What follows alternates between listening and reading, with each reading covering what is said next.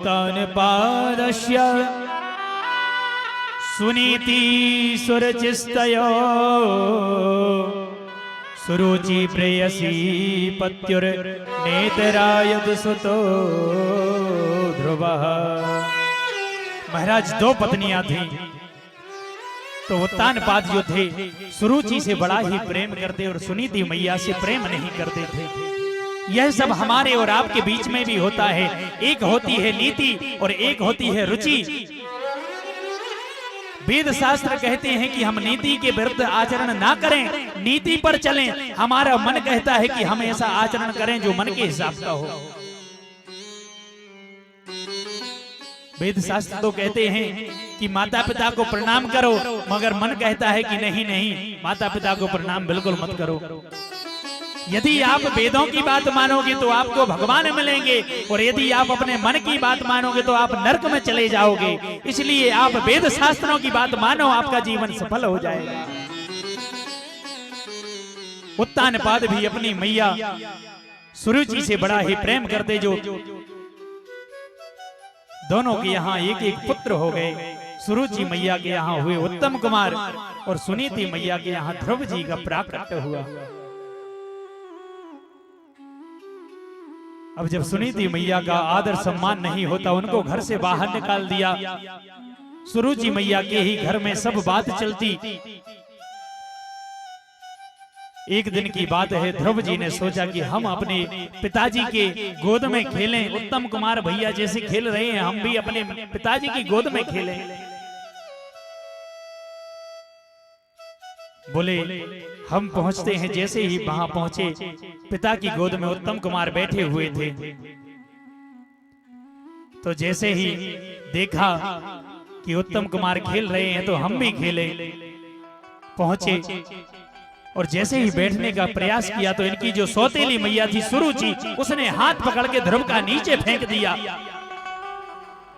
बोले ध्रुव, इतने तुम्हारे पुण्य नहीं है कि तुम पिता की गोद में बैठ सको। ध्रुव जी रोने लगे। बोले मैया, हमारे पुण्य क्यों नहीं है? बोले यदि तुम्हारे पुण्य होते तो तुम हमारी कोख से पैदा होते। तुम सुनीति की कोख से पैदा हुए हो, इसलिए तुम्हें इस गोद में बैठने का कोई अधिकार नहीं है। ध्रुव जी कहने लगे मैया, पिताजी तो मेरे भी हैं। बोले भले ही तुम्हारे पिता हैं, यदि तुम्हें इनकी गोद में बैठना है तो भगवान नारायण की आराधना करो और उनसे कहना कि हमें सुरुचि मैया के गर्भ से उत्पन्न कराएं, तब जाकर तुम्हें इस पिता की गोद मिलेगी, वरना यहाँ से भाग जाओ, यहाँ से निकल जाओ ध्रुव, यहाँ तुम्हारा कोई अधिकार नहीं है।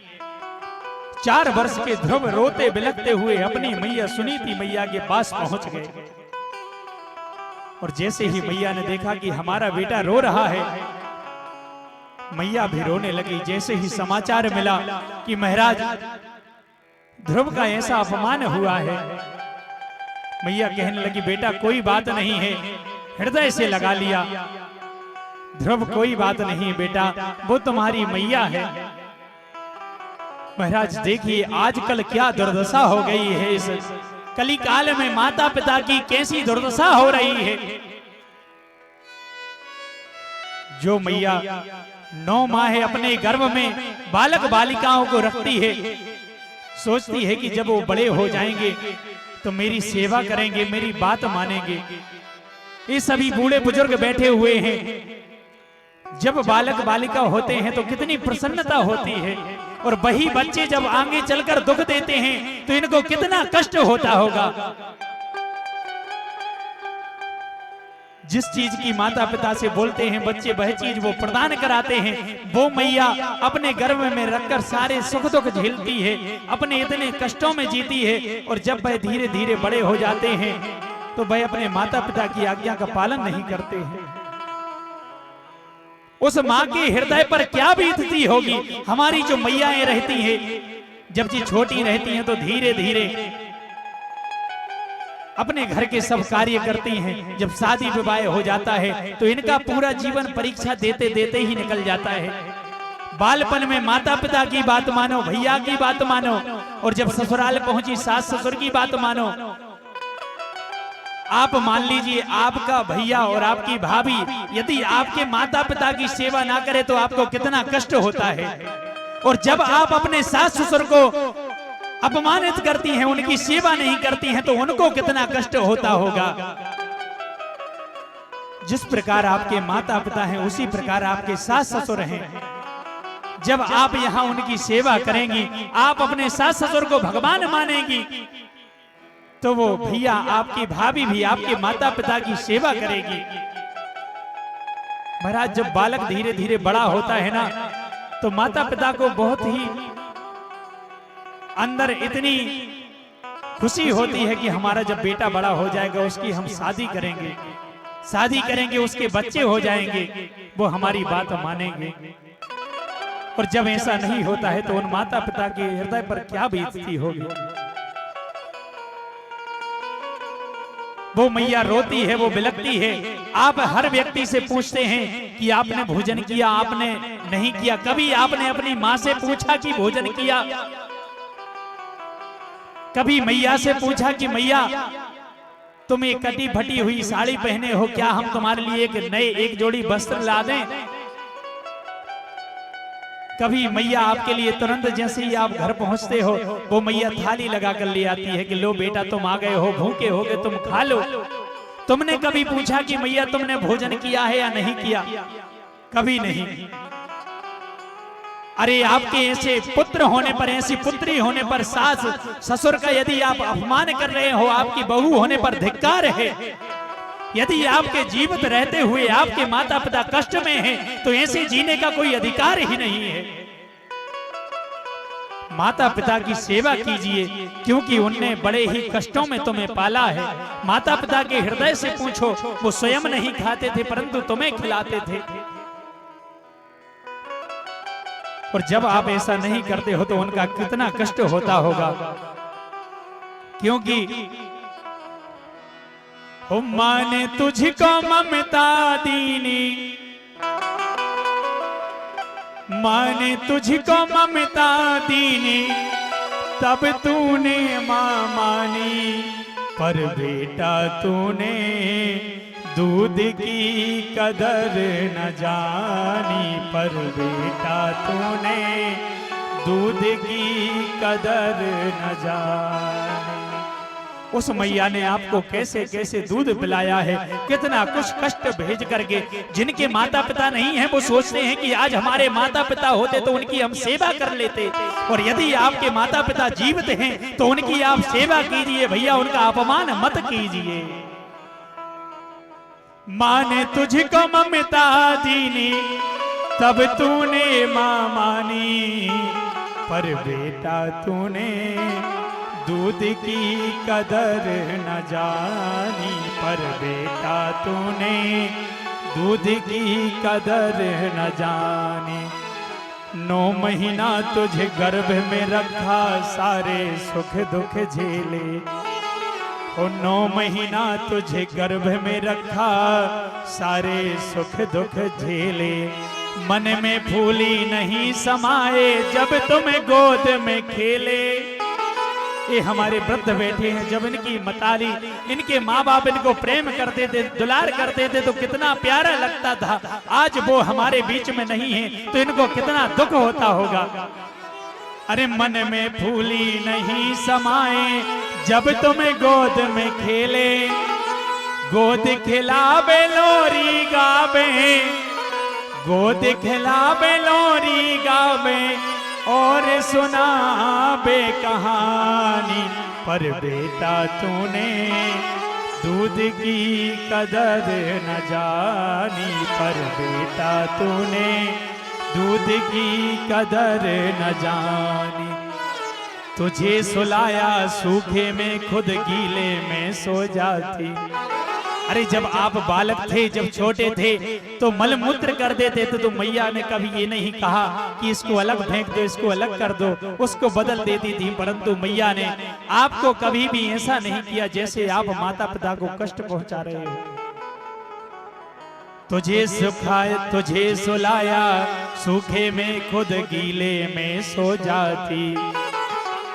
खुद भूखी रह जाती, पर माँ तुझको दूध पिलाती, खुद भूखी रह जाती, पर माँ तुझको दूध पिलाती। प्राण से प्यारी माता को है, अरे प्राण से प्यारी माता को है बेटा ही जिंदगानी, पर बेटा तूने दूध की कदर न जानी, पर बेटा तूने दूध की कदर न जानी। बड़ा हुआ तो माने जाने क्या क्या आस लगाई, बड़ा हुआ तो माने जाने क्या क्या आस लगाई। धूमधाम से शादी कीनी, दुल्हन घर में आई, धूमधाम से शादी कीनी, दुल्हन घर में आई। जा दिन से दुल्हन घर आई, जा दिन से दुल्हन घर आई, माता बनी है नौकरानी, पर बेटा तूने दूध की कदर न जानी, पर बेटा तूने दूध की कदर न जानी। माँ को भूल गया है बेटा, पत्नी का बना पुजारी। जब से शादी हो गई तुम अपने माता पिता को भूल गए। जिन माता पिता ने तुम्हारी शादी की उस माँ को ही तुम लाते मार रहे हो, उसको कष्ट पहुंचा रहे हो। माँ को भूल गया है बेटा, पत्नी का बना पुजारी। मोहन भोग लगाए उसको, जूठन खावे मतारी। मैया के लिए जूठन दे रहे हो और अपनी पत्नी के लिए मिष्ठान ला रहे हो। कहां तक आप सुखी रहेंगे, कहां तक आपको भगवान कृपा करेंगे। यदि आपके माता पिता आपसे दुखी हैं तो जान लीजिए आप यहां रहें चाहे कहीं भी जाएं, हर जगह आपको कष्ट ही मिलेगा, सुख मिलने वाला नहीं है। मोहन भोग लगाए उसको, जूठन खावे मतारी। माने अपनी औलाद के खातिर, माने अपनी औलाद के खातिर क्या क्या की है कुर्बानी, पर बेटा तूने दूध की कदर न जानी, पर बेटा तूने दूध की कदर न जानी। अब जब चौथापन आ जाता है, जब माता पिता बूढ़े हो जाते हैं, उस क्षण क्या बीतती है इन पर सुनिए। चौथेपन में बने सहारा माता पिता आस लगाए। चौथेपन में माता पिता आस लगाते हैं कि मेरा बेटा जब मैं चल नहीं पाऊंगा तो वो सहारा देगा, मेरी सेवा करेगा। चौथेपन में बने सहारा माता पिता आस लगाए। प्यार से माता पानी मांगे बेटा पास न आए। अरे प्यार से मैया पानी मांगे बेटा पास न आए। जीते जी जल को तरसाए, मरने पे गंग नहाए। अरे जिंदा में अपने माता पिता को आप कष्ट पहुंचा रहे हो और बाद में पिंडदान कर रहे हो तो क्या वो सफल होगा? जीते जी जल को तरसाए, मरने पे गंग नहाए।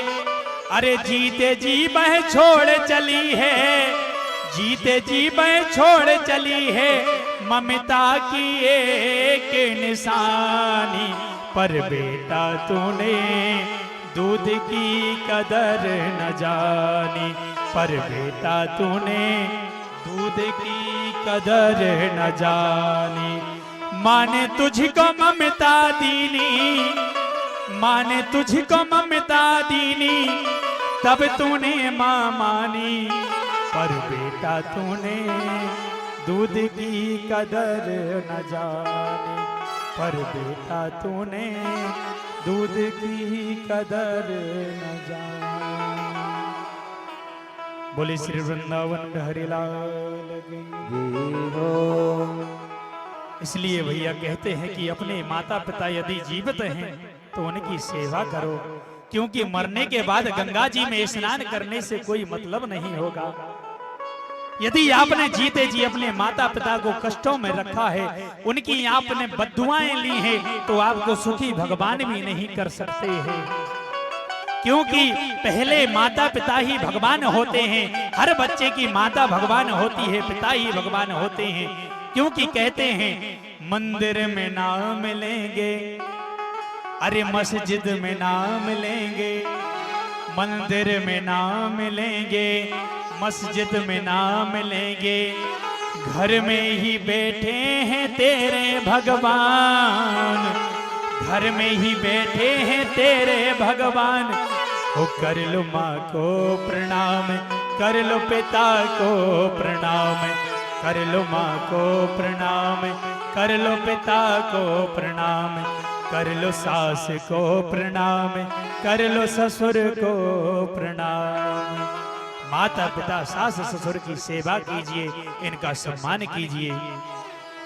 ध्रुव जी महाराज को जब मैया ने शिक्षा दी तो ध्रुव जी महाराज मैया की आज्ञा का पालन करते हुए जंगल को चले गए। यमुना के तट पर पहुंचे, बीच में नारद जी मिले। नारद जी ने कहा कि बेटा तुम 5 वर्ष की अवस्था में हो, तुम्हें शेर खा जाएगा, कोई जीव जंतु खा जाएगा। नारद जी कहने लगे आप कौन हैं? बोले हम देवर्षि नारद हैं। ध्रुव जी कहने लगे यदि तुम नारद हो तो तुम नकली नारद हो या असली नारद हो? नारद जी कांप गए कि 5 वर्ष का बेटा हमसे क्या कह रहा है। बोले मेरी मैया तो सुनाती थी कि जिस जिसको नारद जी मिले हैं उसको भगवान मिले हैं, और यदि आप असली नारद हो तो मुझसे ये क्यों कह रहे हो कि यहां से चले जाओ। नारद जी समझ गए कि अपनी माता के वचनों पर इसको पूर्णतः विश्वास है।